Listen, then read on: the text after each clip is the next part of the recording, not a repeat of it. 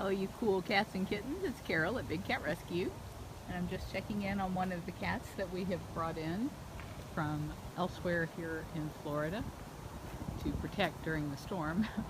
But what caught my attention was Cricket's reaction. She hasn't seen anybody living in Saber's cage since Saber died a few months ago, and she's really kind of nervous about her new neighbor. But I know a lot of you have been wanting to know what we would do in the case of a storm surge, and of course that's a very frightening thing. We are high enough here that I'm told you'd have to have a 39-foot storm surge to reach us, and at its worst it's only supposed to be 7 feet. We'll see how that changes throughout the night. I have an absolutely killer headache because I've been all day long picking up koolaroo beds. So this may not be a very long walkabout, but I did want you guys to get a chance to see your friends. I meant to come out when Gail was doing the evening snacks and meds, but she's so fast, she was done before I got a chance to do that. There's Serby up on her platform. Serby. Yeah, we've done everything that we can do to prepare for this. I don't know that there's too much more that we can do.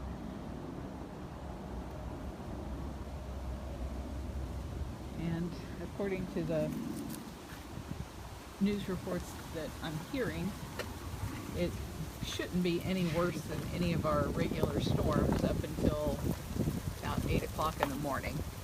And that's when it kind of jumps from what we consider a regular storm of 30 miles an hour to something like 80 miles an hour. So I plan to go to bed early and try to get some rest so that I can get out here early in the morning. Oh, little Kelowna. It's okay.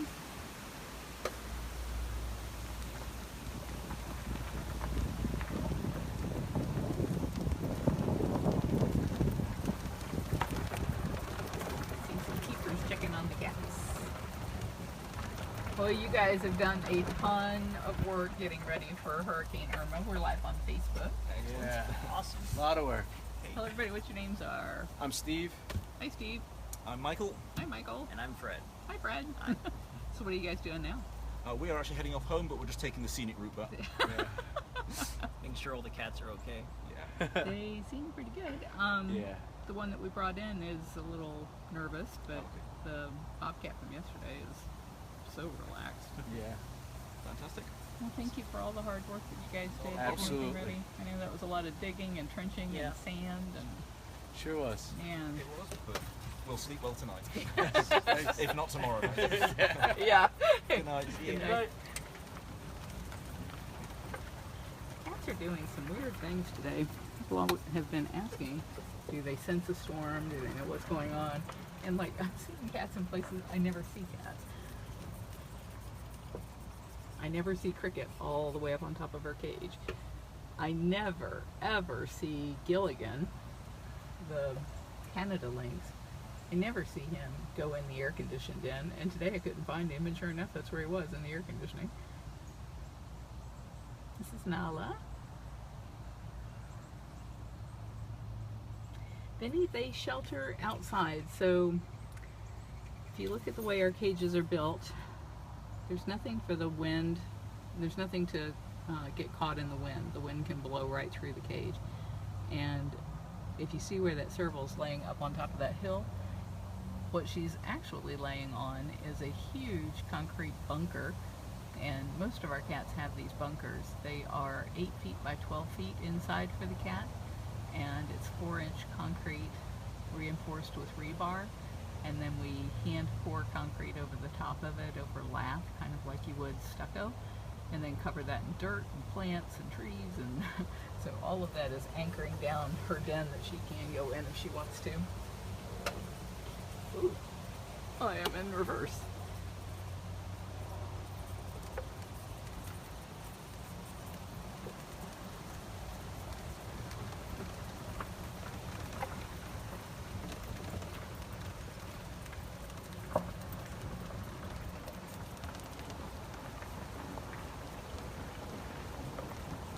If you go to bigcatrescue.org/Irma, it will have the latest updates, and it has 2 embedded webcams so that you can watch live. This is another thing I've never seen Gilligan do before today. He went in his feeding lockout and dumped the water bowl over and then laid in the mud. That's just so weird. And he's still laying in his lockout. I guess that's the coolest place outside of the air conditioning. You can go back in the air conditioning. Yeah. I had to lock him out of the air conditioning room very briefly to get his coolaroo bed out. Wonder if he knows he can go back in there.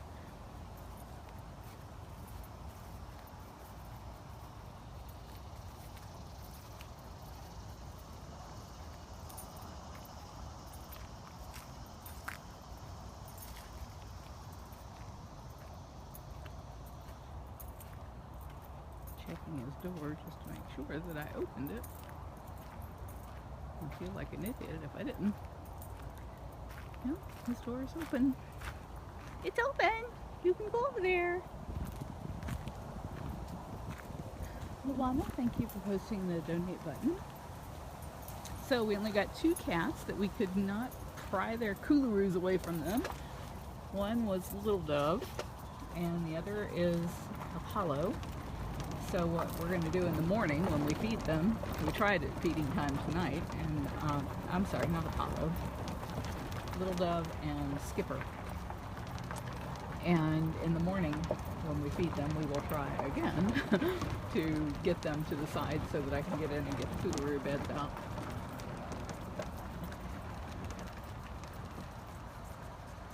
Luana's asking me to restart the video with the donate button. I can't.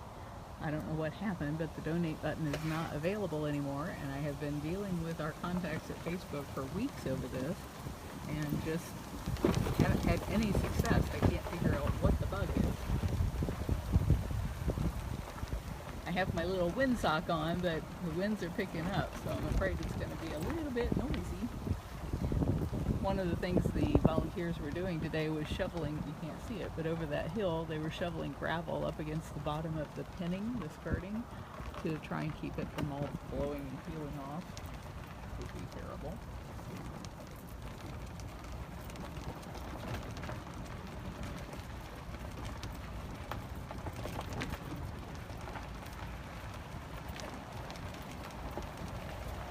The tigers are locked up. I started to go see them, but they're up in their roof sections. When we expect the winds to get up over 30 miles an hour, we call the cats into the roof sections, and even though it was not on the forecast for today, we were concerned that there might be some unexpected gusts, so we went ahead and called them into their roof areas earlier. You're going to see some coolaroos in Max and Marianne's cage as I go by, but if you look at the door, you'll see the door to that room is shut, and it has a pole through it there so that they can't get over there. I don't know why. Oh, now I see why. I was going to say, I don't know why they haven't let them back over there, but I see that they had to cut a palm tree, dead palm tree, and so they probably haven't patched over the top of it yet, so that's why it's locked out. And I'm blocking traffic here.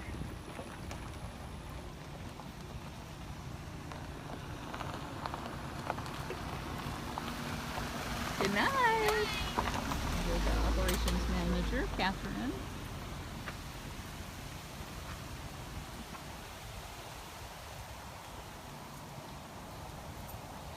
I'm gonna try and take you down here into Bobcat World. So many bobcats.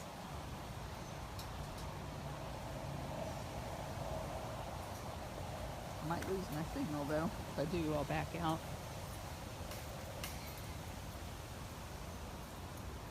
Hi! There's Breezy. Yeah. That's what it's gonna be. It's gonna be breezy here, huh? Are you ready? Are you ready for the storm?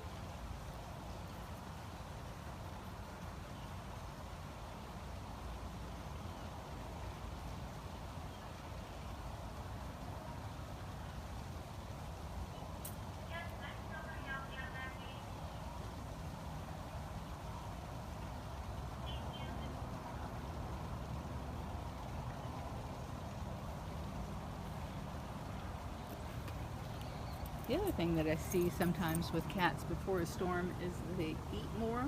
Oh man, I just kneeled down and my head feels like it's going to blow off my shoulders. So one of the things that's been kind of weird today is I've been going around trying to get the coolaroo beds out. All of the cats have been coming over to their feeding lockout, which is where she was headed, until she realized I had nothing in my hand. So she's like, well, I don't think I want to go in there. You might trap me.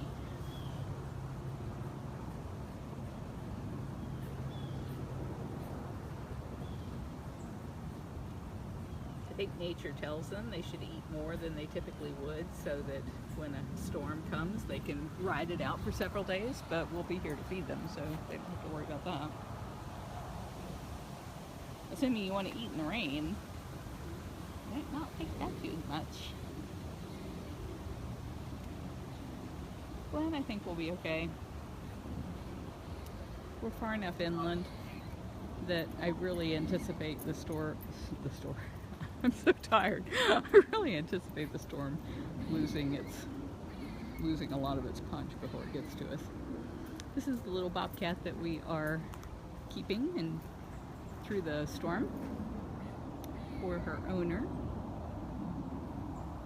She's adorable. She's just adorable. She likes the high perch.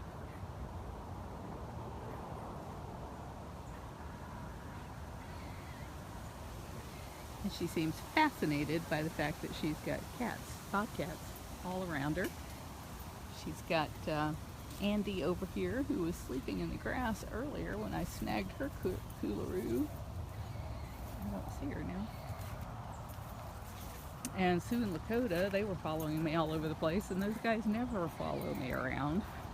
They always act so spooky, but today they just want to be like, wherever you are, I want to be right there.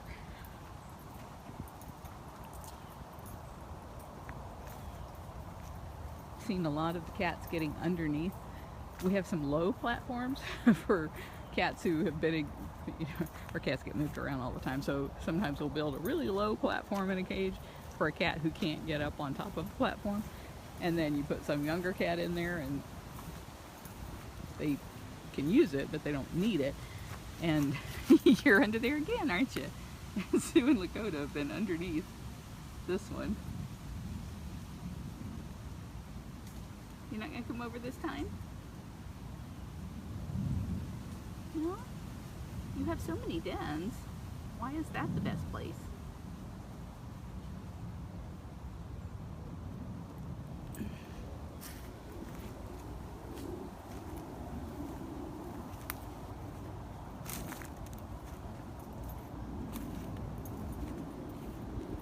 So Perfection was up on her platform. She's our ocelot. Hardly ever see her except this time of night. We can go peek at her as long as we're not distracting her or disturbing her. Goodness, I cannot talk. I really want to go home and go to bed.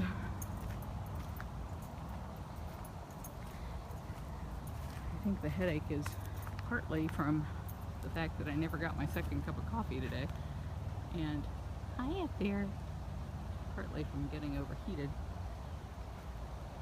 How good they see you. You're so beautiful.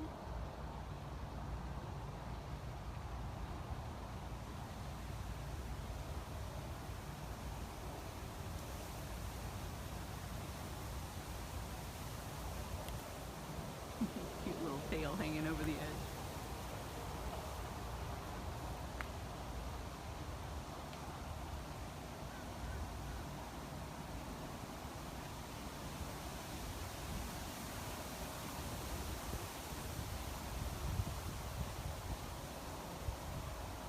Okay, I'll leave. Zukari, one of our recently rescued circles, was one of the ones I had a hard time. I was able to do all of the cooleroos myself except for like the last 6 cats. And I had to get help. I had to phone a friend. I'm not seeing him now.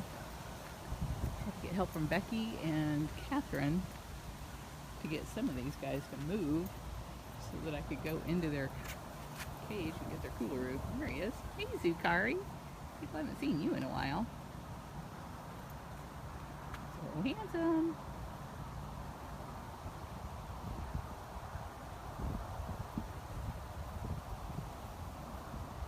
Well, thank you for the well wishes. I will feel fine once I have some caffeine.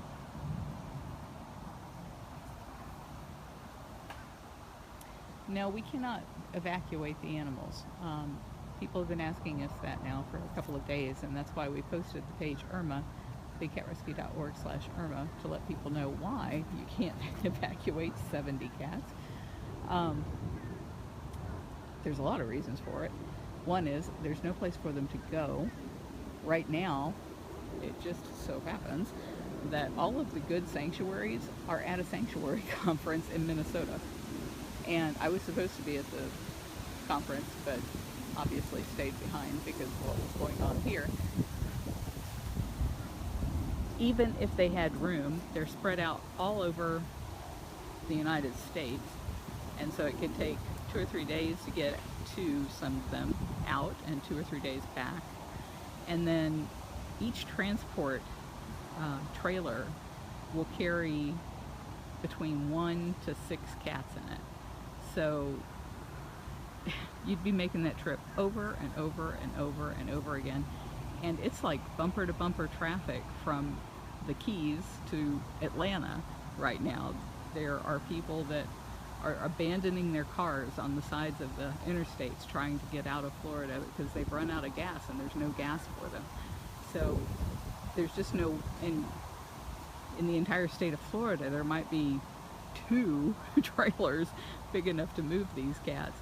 And again, you could only get maybe 4 or 6 at the very most in both of those trailers. And we have 70 plus cats here.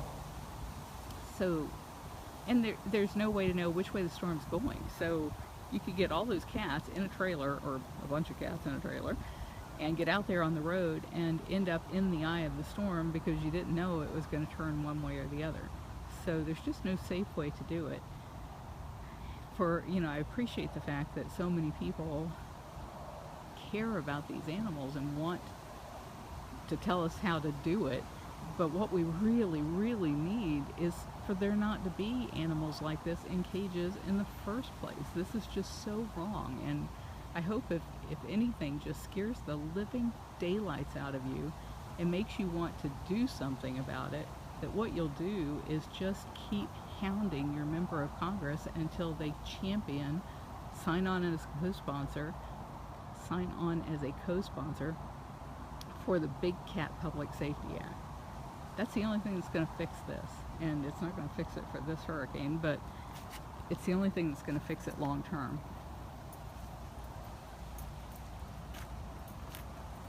I just realized I have glass in my pocket because I found a couple of pieces of glass today out on the tour path. I didn't want anybody to cut themselves. Oh, those poor birds. I don't know if you guys can see all those ibis that are trying to fly out there to the tree in the middle of the lake, and the wind's already making it kind of hard for them, kind of flying in all directions. Donna, thank you for posting the bigcatact.com website. Oh, here's all our bird houses. No trash can.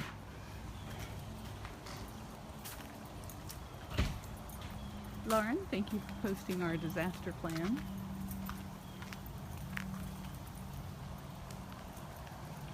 Yeah, we're really scared too. You know, it's been 13 years since Hurricane Charlie, and man, was that ever a year. That was a year from hell. There were so many hurricanes, and it kind of feels like that again with Irma and then Jose right behind her. And I've been watching all of the videos of what's happened in the Bahamas and Barbuda. I'd never even heard of Barbuda before. I thought it was a typo the first time I saw it. And here those people are just now trying to clean up, and they're going to get hammered again. That's what it was like 13 years ago.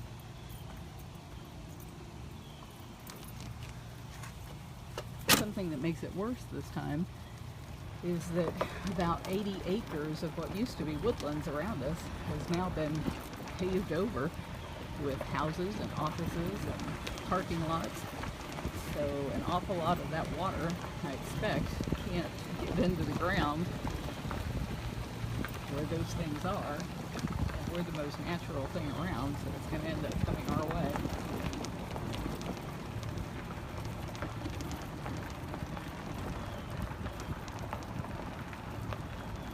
Chris, there are no cats in the kitten cabana. The cats who are usually in the kitten cabana on the webcams in there are only there from about 8 o'clock in the morning until about 7 o'clock at night. And then they go to live with the interns. And the interns live all over our property. But they live in trailers, and mostly older trailers. So what we had to do was clear out our gift shop. And we've been putting beds and blankets and setting up lots of racks. Do I see a tiger under there? You're under your den too, under your platform too. Everybody's decided that's the place to weather the storm, I guess, under the platform. So we're getting it all ready in the gift shop so that all of the interns and all of their cats and kittens that they're fostering, and also we have some volunteers who live on the property and on the road next to the property, and some of them are in newer trailers, some of them are in older trailers. So the ones in older trailers are going to be bunking up with the ones in new trailers or coming to the gift shop. The gift shop's going to be a crowded place tomorrow.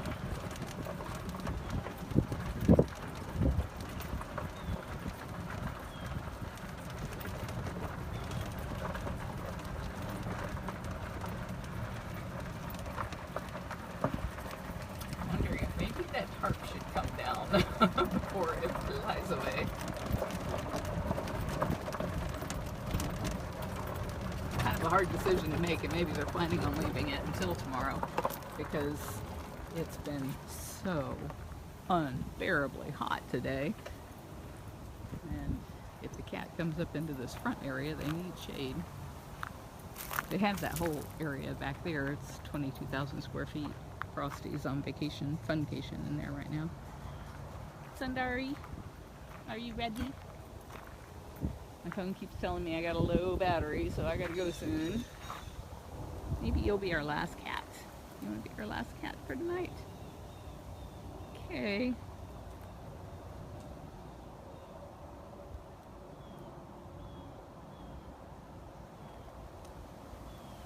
So, we're as ready as we're gonna be.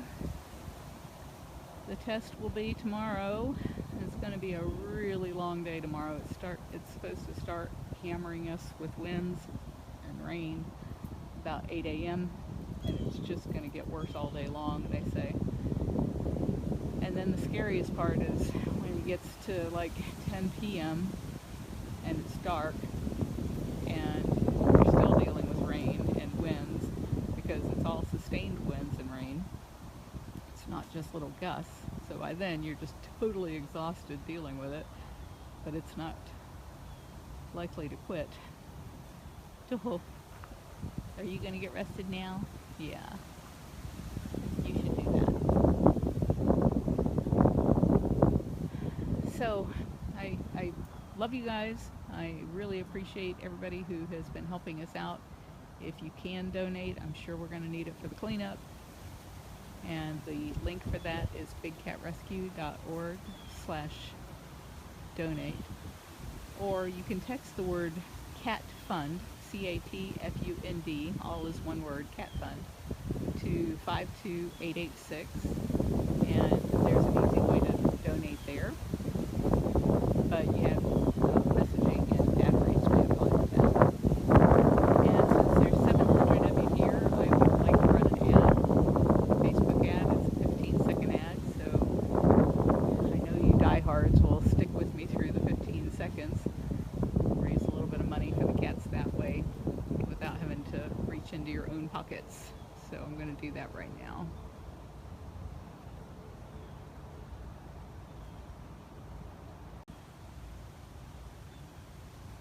Well, you missed an epic yawn. Can you yawn again? That was so beautiful, showing those shiny teeth. Oh my goodness.